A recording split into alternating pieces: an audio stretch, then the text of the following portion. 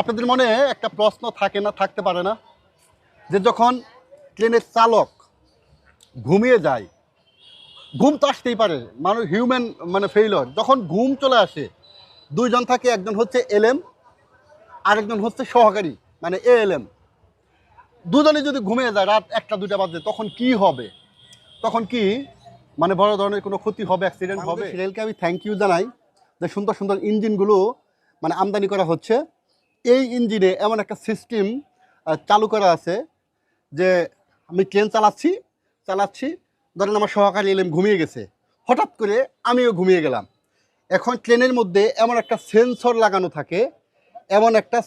লাগানো থাকে, যেই সেন্সর 3 মিনিট পর পর সেটাকে আমার সজাগ করতে হয়। ওই সেন্সরকে আমার যে কোনো একটা অ্যাক্টিভিটিস অন করে রাখতে হয়, ওই সেন্সরকে মানে আমার পুশ করতে হয়।